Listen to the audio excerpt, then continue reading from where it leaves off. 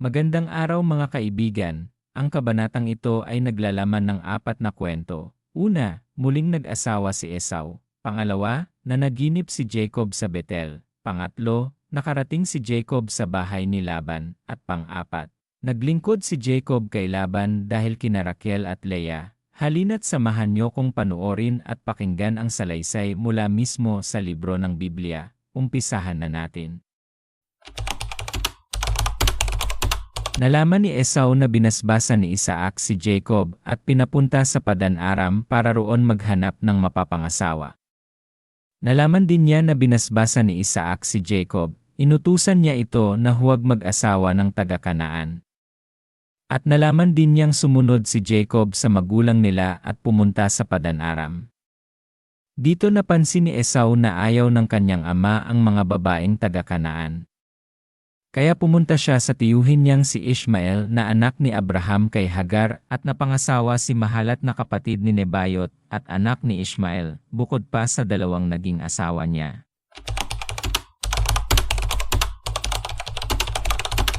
Umalis si Jacob sa Beersheba at lumakad papuntang Haran. Nang lumubog na ang araw, nakarating siya sa isang lugar at doon nanatili ng gabing iyon. Kumuha siya ng isang bato at ginawa niyang unan sa pagtulog niya. Ngayon, nanaginip siya na may isang hagdan na nakatayo sa lupa na abot hanggang langit. Nakita niya ang mga anghel ng Diyos na umaakyat at bumababa sa hagdan. Nakita rin niya ang Panginoon na nakatayo sa itaas ng hagdan at sinabi sa kanya, Ako ang Panginoon, ang Diyos ni Abraham at ni Isaac. Ibibigay ko sa iyo at sa mga lahi mo ang lupain ito na iyong hinihigaan. Ang mga lahi mo ay magiging kasindami ng alikabok sa lupa. Mangangalat sila sa iba't ibang bahagi ng lupa. Sa pamamagitan mo at ng mga lahi mo, pagpapalain ko ang lahat ng tao sa mundo. Alalahanin mo palagi na kasama mo ako at iingatan kita kahit saan ka pumunta. Pababalikin kita sa lupain ito at hindi kita pababayaan hanggang sa matupad ko ang aking ipinangako sa iyo. Biglang nagising si Jacob at sinabi niya sa kanyang sarili. Hindi ko alam na nandito pala ang Panginoon sa lugar na ito. Kinabahan siya at sinabi, Nakakamangha ang lugar na ito. Tirahan ito ng Diyos at dito mismo ang pintuan papuntang langit. Maagang bumangon si Jacob. Kinuha niya ang batong inunan niya noong gabi at itinayo bilang isang alaala. Pagkatapos, binuhusan niya ito ng langis para maging banal. Pinangalanan ni Jacob ang lugar na yon na Betel. Dati ay Luz ang pangalan ng lugar na yon. Sumumpa agad si Jacob na nagsabi, Panginoon, kung sasamahan po ninyo ako at bibigyan po ng pagkain at damit, at kung makakabalik po akong muli sa bahay ng aking ama na walang masamang nangyari sa akin, kikilalanin ko po kayong aking Diyos. Ang bato pong ito na itinayo ko bilang isang alaala ay magpapatunay ng inyong presensya sa lugar na ito.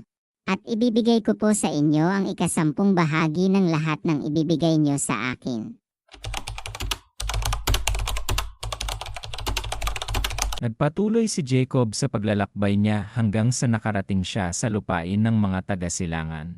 May nakita siya roon na isang balon at sa tabi nito ay may 3 pulutong ng tupa na nagpapahinga dahil doon kumukuha ang mga tao ng tubig na ipinapainom sa mga tupa. Ang balon na ito ay tinatakpan ng malaking bato. Iniipon muna ng mga pastol ang lahat ng tupa bago nila pagulungin ang batong nakatakip sa balon.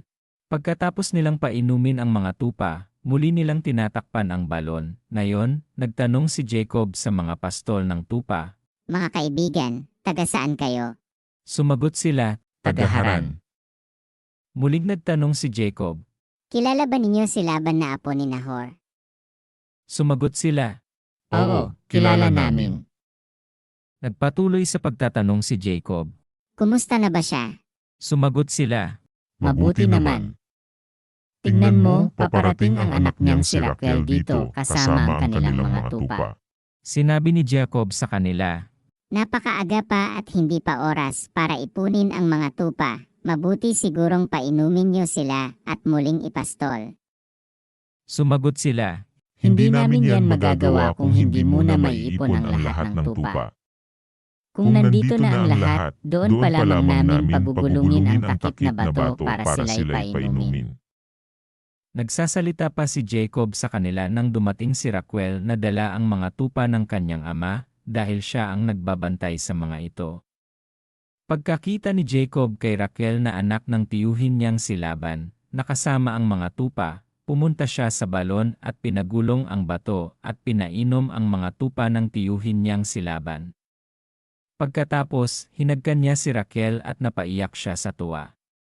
Sinabi niya kay Raquel, Anak ako ni Rebecca, kaya pamangkin ako ng iyong ama. patakbong umuwi si Raquel at sinabi sa kanyang ama, nang marinig ni Laban na nariyan si Jacob na pamangkin niya kay Rebecca, agad niya itong sinalubong. Hinagkan niya si Jacob at dinala sa bahay niya. At doon sinabi ni Jacob kay Laban ang lahat ng nangyari. Sinabi ni Laban sa kanya, Tunay na magkadugo tayo.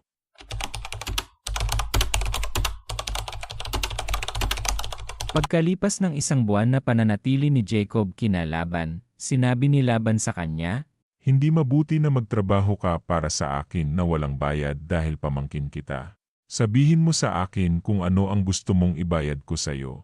may 2 anak na dalaga si Laban. Si Leah ang panganay at si Raquel ang nakababatang kapatid. Mapupungay ang mata ni Leah, pero mas maganda ang hubog ng katawan ni Raquel. Dahil may gusto si Jacob kay Raquel, sinabi niya kay Laban, Maglilingkod po ako sa inyo ng 7 taon kung ibibigay niyo sa akin ang kamay ni Raquel. Sumagot si Laban, Mas mabuti pang ikaw ang mapangasawa niya kaysa sa ibang lalaki. Manatili ka na lang dito.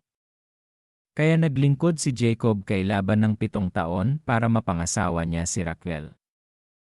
Dahil sa pagmamahal niya kay Raquel, parang ilang araw lang sa kanya ang 7 taon. Pagkalipas ng 7 taon, sinabi ni Jacob kay Laban, Natapos na ang paglilingkod ko sa inyo, kaya ibigay niyo na sa akin si Raquel para magsama na kami. pumayag si Laban, kaya nagdaos siya ng handaan at inimbitahan niya ang lahat ng tao sa lugar na iyon. Pero kinagabihan, sa halip na si Raquel ang dalhin ni Laban kay Jacob, si Leah ang dinala niya. At sumiping si Jacob kay Leah. Ibinigay ni Laban kay Leah ang alipin niyang babae na si Zilpa para maging alipin nito. Kinabukasan, nalaman ni Jacob na si Leah pala ang kasiping niya. Kaya pinuntahan niya si Laban at sinabi, Bakit ginawa mo ito sa akin? Naglingkod ako sa iyo para mapangasawa ko si Raquel. Ngayon, bakit niloko mo ako? Sumagot si Laban, Hindi ka ugalian dito sa aming lugar na maunang makapag-asawa ang nakababatang kapatid kaysa sa nakatatandang kapatid.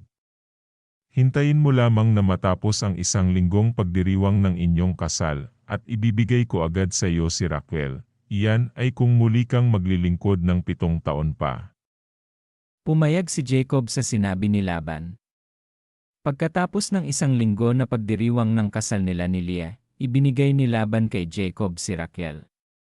Ibinigay ni Laban kay Raquel ang alipin niyang babae na si Bilha para maging alipin nito. Kaya sumiping din si Jacob kay Raquel. Mas mahal niya si Raquel kaysa kay Leah. Naglingkod si Jacob kay Laban ng 7 taon pa.